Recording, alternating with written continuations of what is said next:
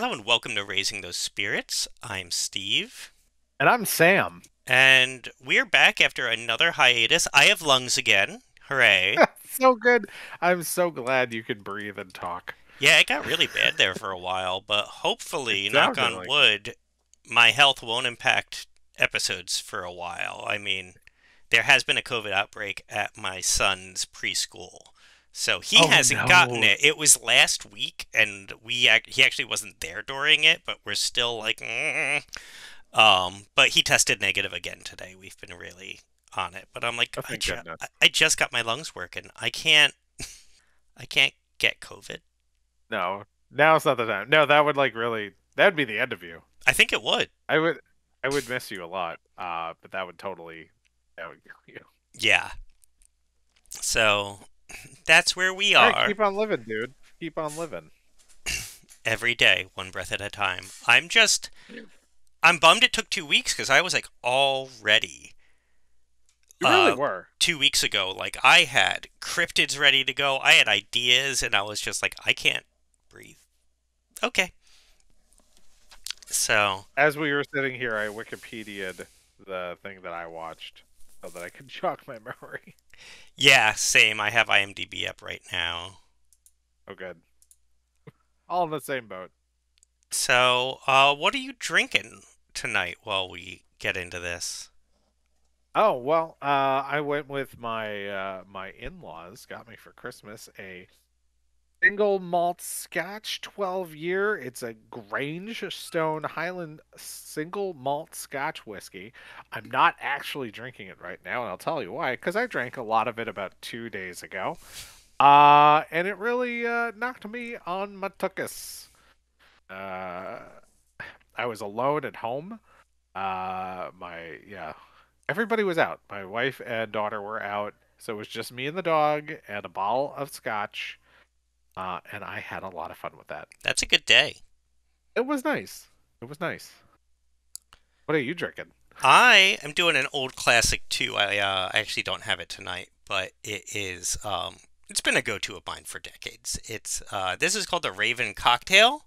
Ooh. I did it because I did a Teen Titans episode that focuses on the character Raven.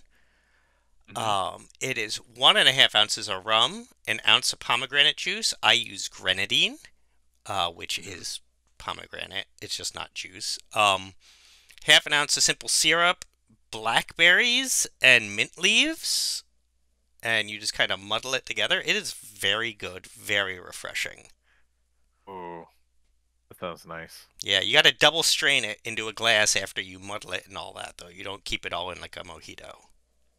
Oh no, yeah, because you get all those like little berry bits in it. Yeah, but you can then garnish it with a sprig of mint and some like blackberries on a toothpick or something. Be fancy, It's treat like a yourself. very summery sort of drink Yes, with yeah, all those blackberries in it. it's a summer go-to for me. So it's not exactly seasonally appropriate, but it's thematically appropriate. Here we are in the dead of winter. It Dead of winter. it actually The is. It pun. finally became winter around here. It was such a non-winter until like a week ago, and now like my backyard's been covered in snow. But I'm looking forward to like the rain coming and melting it because it's not nice anymore. Yes. Yeah, no, it sucks now. I'm the same way. The rain took half of it away here, and now everything's just a sheet of ice. So once that goes away, I can resume my life. Well, I used to like I didn't care before, but now like I have to take my dog out into my slushy backyard so she can pee every couple hours, and I'm just like, this is not fun. I saw you made her like a little back porch area, so you wouldn't have to go that far out.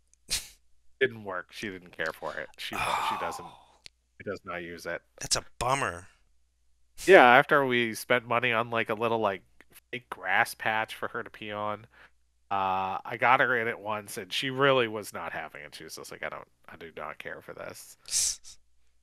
So she'd rather deal with the snow. And I got it because she doesn't like going out when it's snowing or raining. She just doesn't want to go into like the elements. But she would prefer, I think, going into the snow when it's snowing than using the little porch area that I built for her. And I'm like, I don't even have nice things. Animals And don't appreciate anything. She doesn't. We had to put my cat in a cone because she's been like Oh, she has really dry skin right now, and it's like itchy, and she is literally like there's an entire patch on her back that she has just scratched off. oh, Yeah, so like we're treating it, and but we had to put her in a cone of shame for a little while, and we were like, well, we don't want to just do a plastic cone of shame, so we bought one, and it's just like this giant flower pillow that goes around her neck, so she kind of looks like okay. the Daffy Duck screwball, if that makes I any know the one you sense. mean.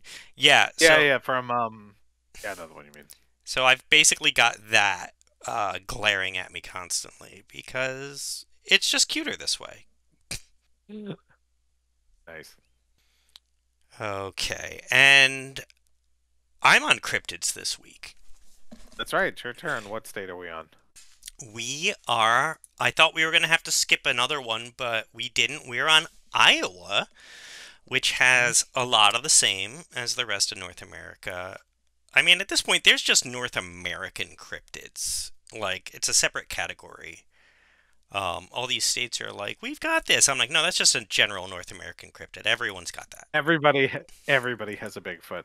Yeah. Everybody has a Bigfoot. I'm sorry. Every state has a type of deer. Probably not Hawaii, but like, you know what I mean. It's like everyone has a Hmm. Bigfoot. Everyone has a squirrel. Like, it's. But. So I am doing Iowa, and the Van Meter Visitor is the one Well, that that's. sounds cool. Yes. Iowa's main claim to fame in the monster department. Uh, the Des Moines Register and the Discovery Channel Expedition X have revisited the story in recent years. And there's a book all about it. But the base story is it's a winged creature described as looking like a pterodactyl, and it first Nice. appeared in the city in 1903. Multiple people reported seeing the nearly 9 foot tall creature. It flew overhead and jumped from rooftop to rooftop at incredible speeds, releasing a horrendous and memory erasing stench. And it Wow. shoots bolts of light from horns on its forehead. Multiple people shot it, but it was not injured by them and disappeared into some mines. And they do have a plaster cast that they took of the creature's footprints. Wow. So I imagine it's like a humanoid with bat. I imagine kind of like a Midwestern Mothman Sure. with That bat makes as wings much sense instead as of anything moth else. wings. Like, Some sort of bat Mothman. yeah. So I'm into that. I thought, Was there ever like a did anybody ever have like a plausible explanation? It's 1903. I feel like that's late enough that there's some credibility there. I don't know. 1903, I guess, is still like Wild West era. yeah, but they had like news traveled at a decent Yeah. clip. You know what I mean? It wasn't like they were completely isolated. So I don't know. I liked it. I liked the Van Meter Visitor. And this was one where I almost couldn't get us our own cryptid from Midjourney because they did such a good job Oh, that I was like, "Oh, I there's nothing bad enough for me to make a cryptid out of." And I finally I had to work to do it, but I got one. these are good. These are cool looking. These are really cool. I have like a bunch of them coming, but I'm like they nailed it on the first try. Mm. Like it it was I kept giving minor adjustments to try and like see what else I could get out of it, and they were just like, "No, no, we're just going to give you what you're looking for the first time ever." Wonder if they updated the software. Maybe. The problem You know, is it and reminds. oh, go ahead. Say these remind me of Chernabrog from Fantasia. Okay, definitely see that. I it's hard to do these cryptids because and I looked up the official list of like Midjourney has banned words. Oh, Like well you can't search like you can't create it's like a safe community space. So like you can't create nudity. You can't create like explicitly sexual or explicitly violent things. Stuff One like time that. I tried to make it like vegetables with human skin, and it was like, no, this violates our policy. I was like, oh, come on. Yeah, it's really hard to do that for a lot of the descriptions of the cryptids. It's like a lot like one of them like that I had was like cannibals or something, and cannibals is forbidden. So I did look up the official list, and it's hard to do what we do with it, but I'm even more impressed with us, honestly. So I ended up doing one, two, three, four, five, six pallets, and on the final one, I got my cryptid. But honestly, I think in the top one, the bottom left is a really good description. So number three in the first one, I think Mhm. really kind of does it. Um, same, Yeah, I mean, it looks really accurate to what they described there. yeah. So there's a few other good ones. There's if you go down to the fourth one in the top left, that matches the description, but like a lot of these match the brief. But I think Mhm. literally like the first panel got it. Good job, Midjourney. Midjourney. And then I created this amazing guy.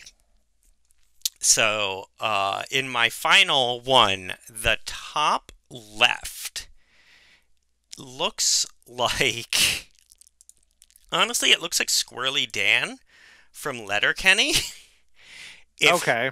if he had bat wings for arms and then like little T-Rex arms coming out of his neck, but also like a Bushman beard going. It just like it's Squirrely Dan, but also like with Bat arms. bat arms. And I was like, Squirrely Dan mixed with the Mothman, and he's in a workshop. Like he's literally doing woodworking for whatever reason.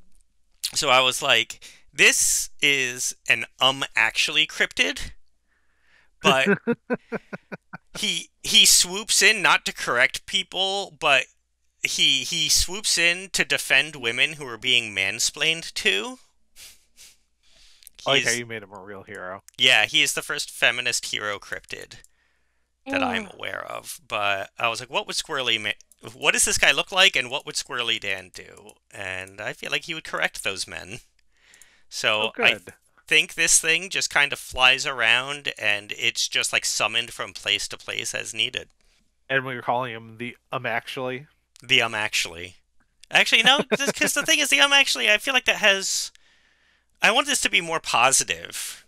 Oh, okay. The au contraire. So, oh, okay. I like that. The au contraire. And he defends women from mansplainers. Take that, mansplainers. Love it. So On that's theme for me, because my other podcast is launching. Oh yeah. Yeah, you want to plug Yeah, that that's at the right. end of this or Oh, now? I'm gonna plug. You know, I'm gonna plug it. No, I'll plug it to the end. Everybody listen through this whole thing, and then you can hear my plug for my other show. Very excited. I got to see it live and I still think about it often. Oh, that's great. Yeah, no, We that worked hard on it. it lives rent free in my head. Um Oh, thank you, Steve. I would say at least once a week I something happens and I'm like, "Huh," because it makes me think of something from the live show. So, very excited to re-listen. Oh, thank you, Steve. Yes. Well, we'll save that plug for the end.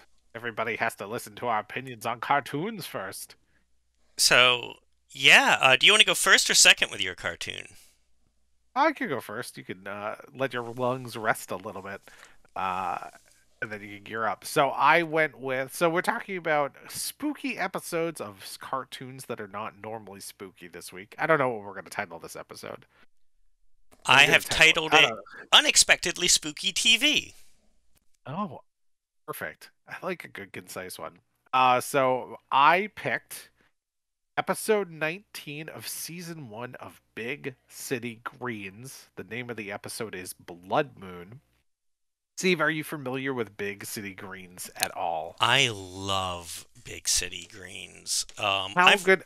How good is this show? It's such a good How good is show. this show? I've referenced on multiple occasions the Not Another D&D podcast on this show, Mhm. and one of the main hosts of that show is one of the writers for Big City Greens.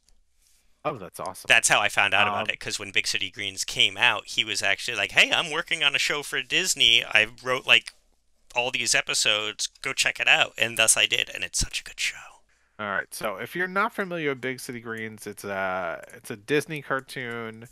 I'm not sure the age range it's aimed at, but my daughter, who is 6, is a big fan, so that's how I ended up watching so much of it because I watched a ton of the show. It's Y7. It's about It's Y7. Okay. So it's about the Green family. They are a group. They're a family of farmers who lose their family farm and have to move back in with the grandma. So that it's a single dad. He's divorced. His 2 kids, and they move from the farm back to big city, where their grandma has maintained a farm as the city has built up around them. So they're kind of like country bumpkins, but within a city. It's like the Uh, Beverly Hillbillies, but they don't have any money. yes, that's a good way of describing it. Imagine instead of Uh, living in the Beverly Hills, they live next to your bodega.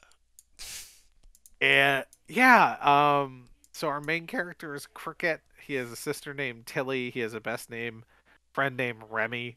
And they get into your it's cartoon shenanigans that are always centered around the fact that it's like they're like a hillbilly family who are living in a major city.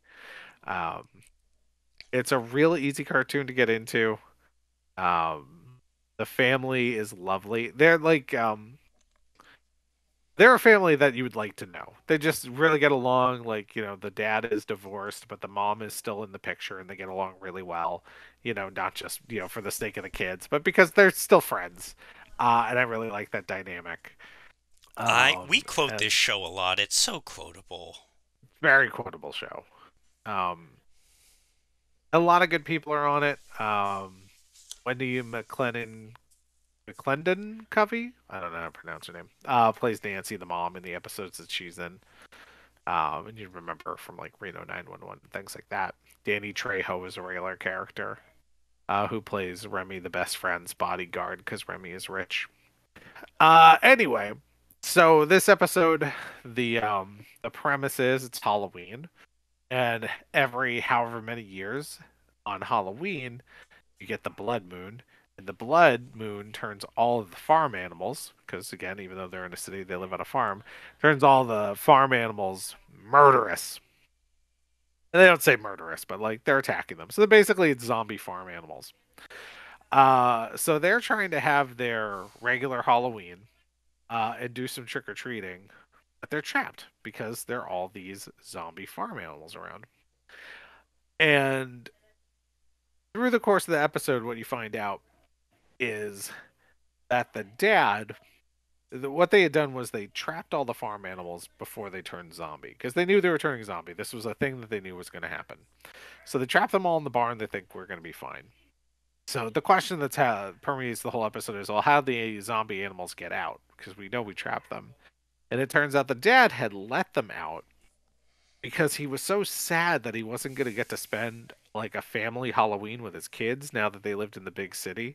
That he let the zombies out so that they would be attacked and forced to spend Halloween together. And he tried to put together like a Halloween like trick or treat course throughout the house where he went room to room to give them candy. Um and I just thought that was so sweet. I think that's one of my favorite things is when you have a family on one of these cartoons where they really just want to spend time together and are nice. It is a weirdly wholesome show.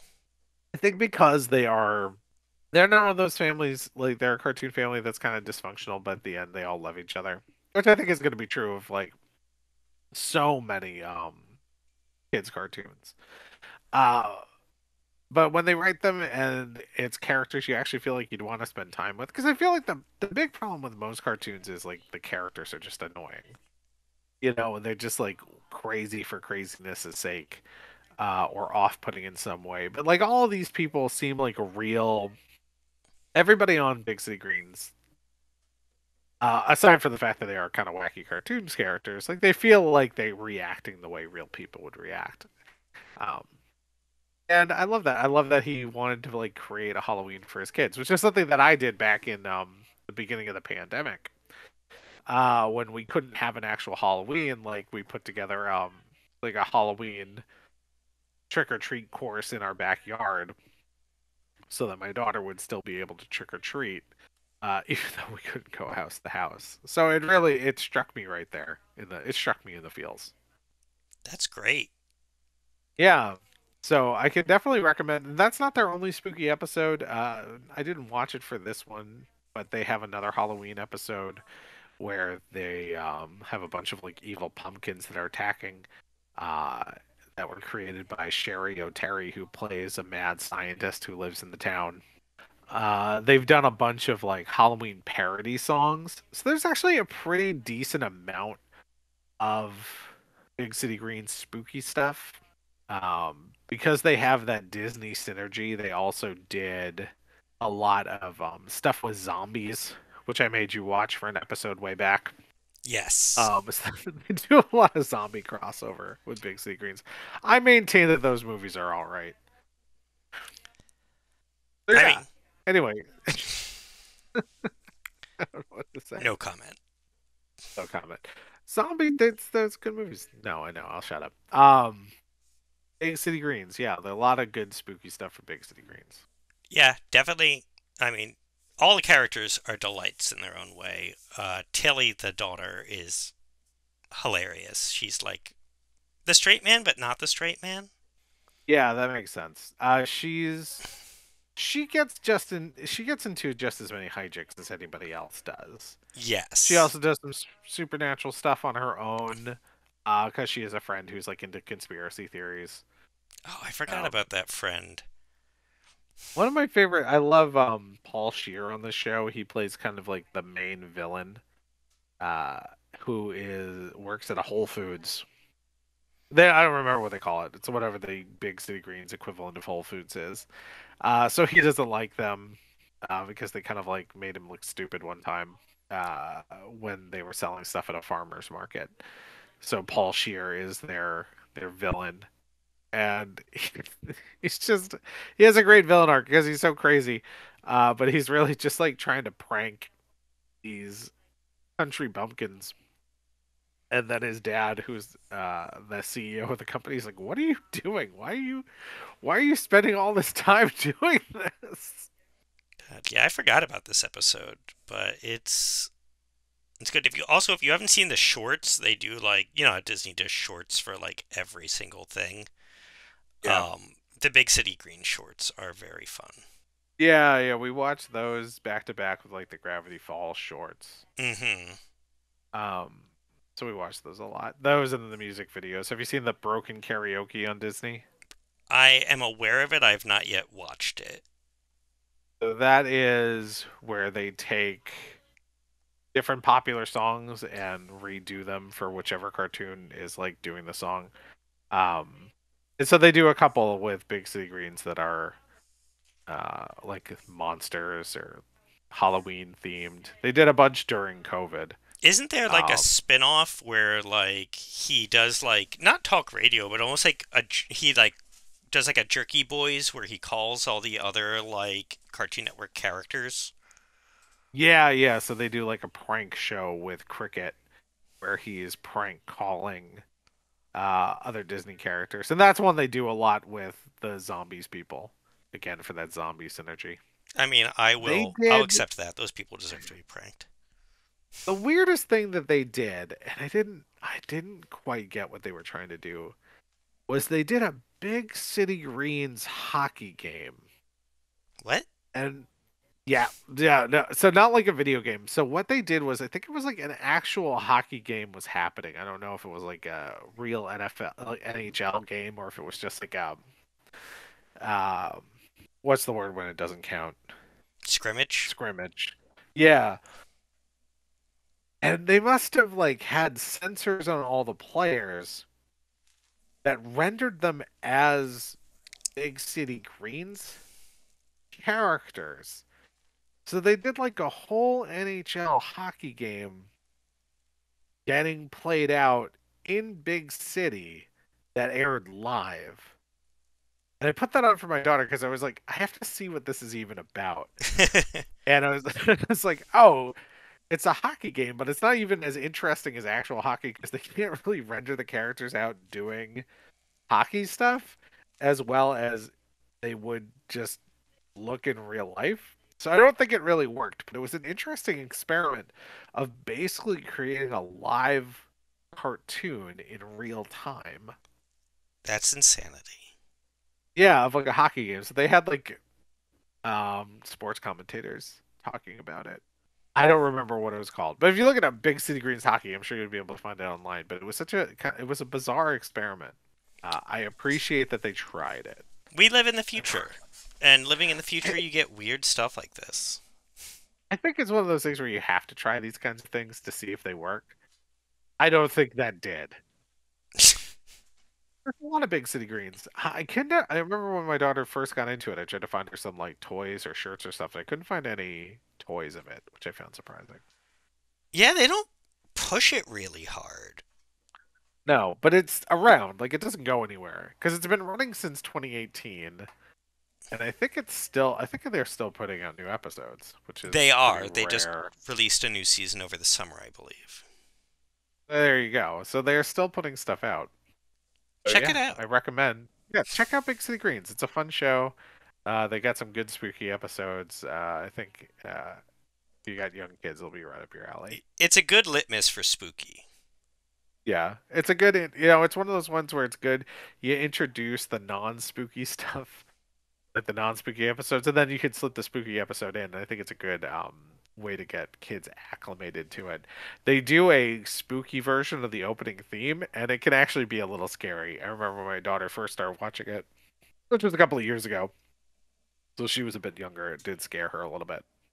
I yeah, I'm shocked my episode does not scare my son or did not ever scare my son because it's what gave me the idea for this episode. I was watching it like I did not expect them to go this hard into like horror.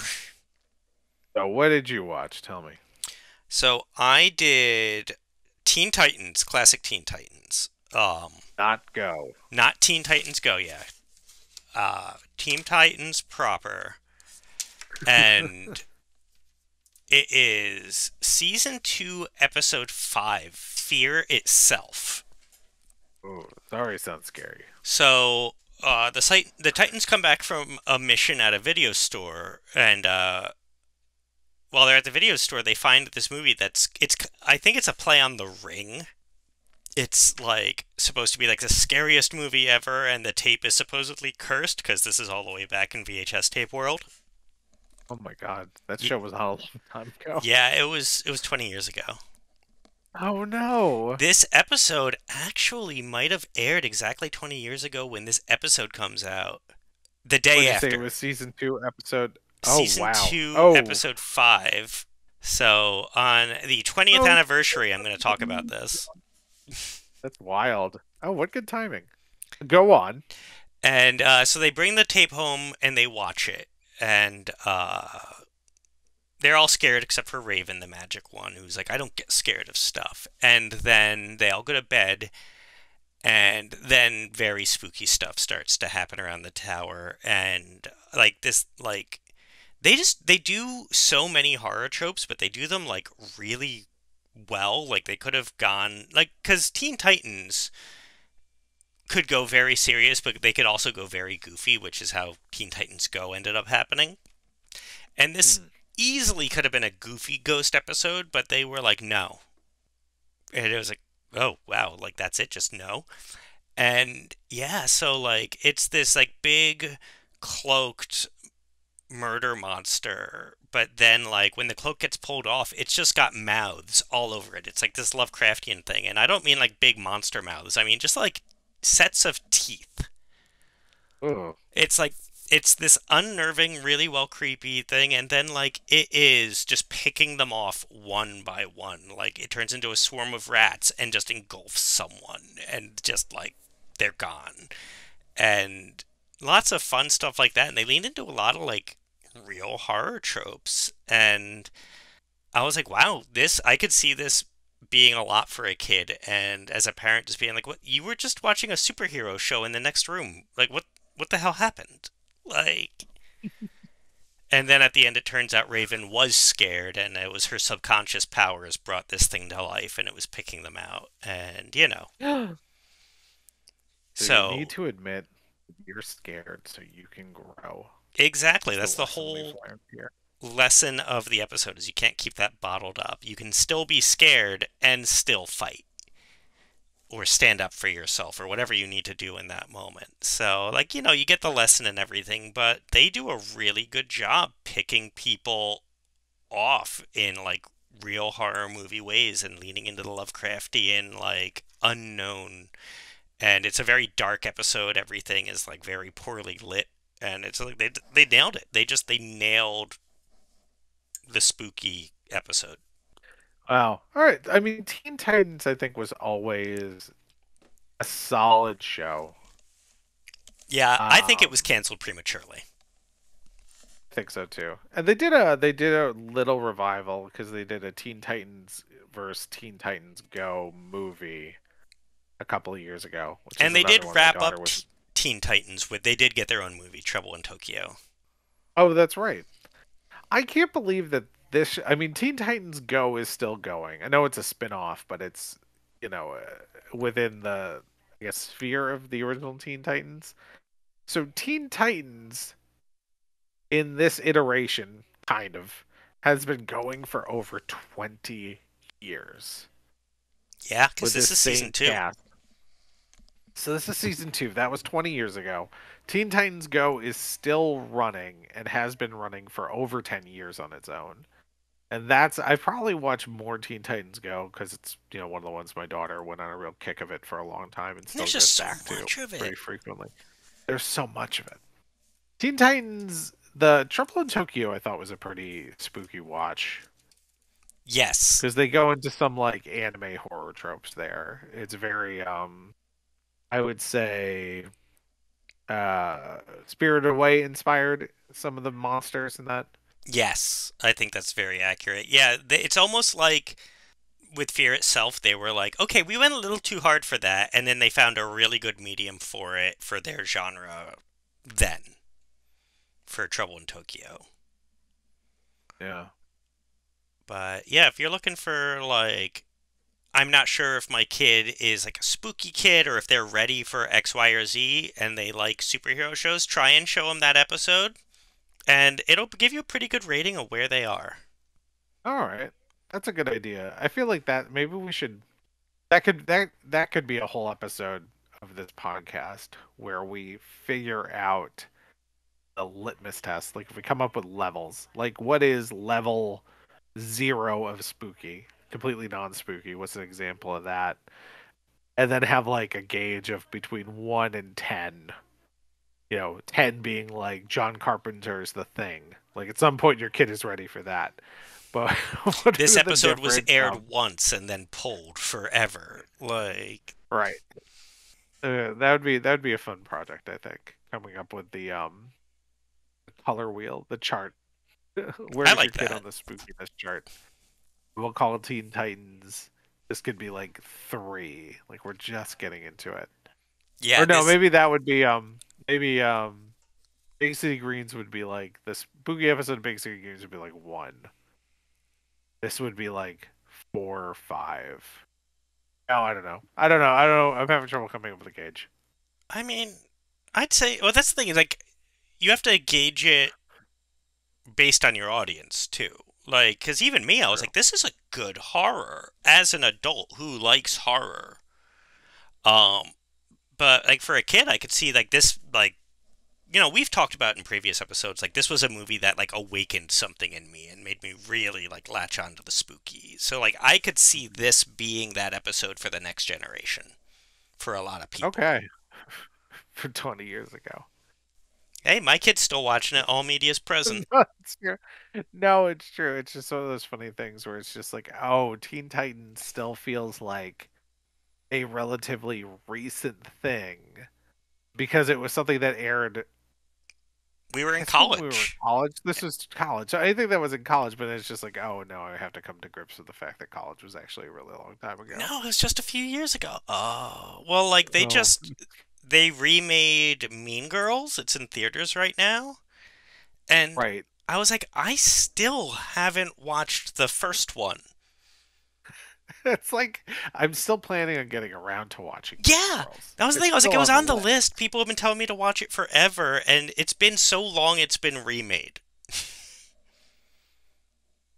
Yeah, because that was 20 years ago. Mean Yeah, Girls, it's 20 years later. It's like, oh wow, they remade Mean Girls. That seems too soon, but it's like, oh no, it's not. It's actually 20 years makes a lot of sense. yeah. What's wild is they still have a lot of the original cast in it, like the adults, because I think Tina Fey and uh, Amy Poehler. who's the other guy from?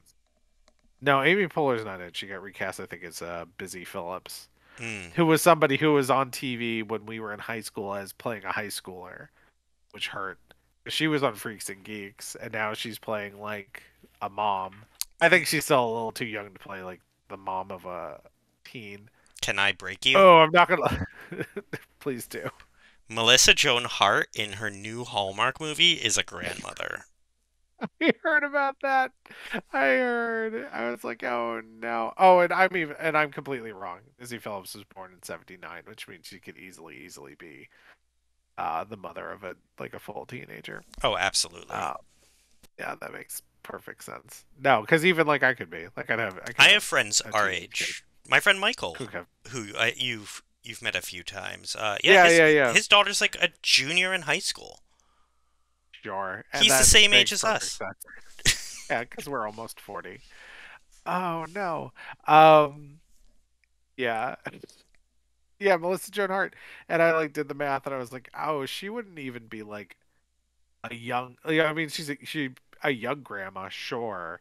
But not like there would like not like a teen pregnancy involved grandma. Like Yeah, I a had woman in her early 20s had a kid and then that kid had a kid in their early 20s. And it's yeah like, oh, my that's perfectly normal. my wife had the same reaction. She was like, "No, that's not possible." And I was like, "Not only is it possible, her and her daughter could have been college graduates. Like she would have been in her mid 20s and her daughter could have been in like her early to mid 20s. And that's an appropriate-ish time to have a baby. Yep. And yeah, no, that was the part that hurt the most. I was like, "Oh, is it like a Gilmore Girls grandma?" No, no, you're just Nope. age appropriate. Regular grandma. Age appropriate grandma. Yeah, I saw that. I was like, oh no. And then I did that math and I was like, oh no.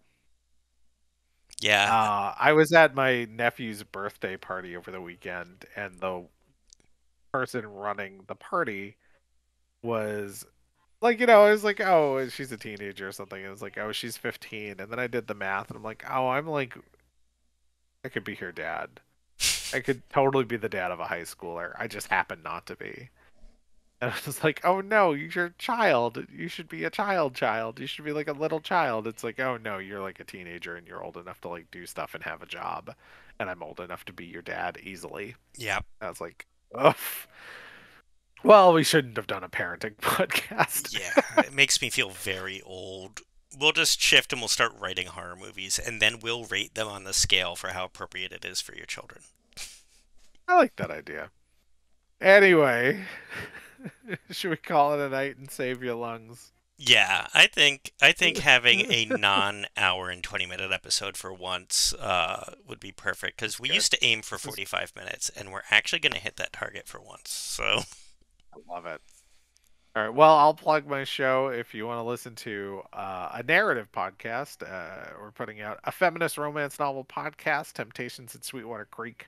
By the time this episode airs, we should have 2 episodes out, and it's a 4 episode series. So, should be a nice, easy listen, I hope. Enjoy your commute after you listen to Raising Those Spirits.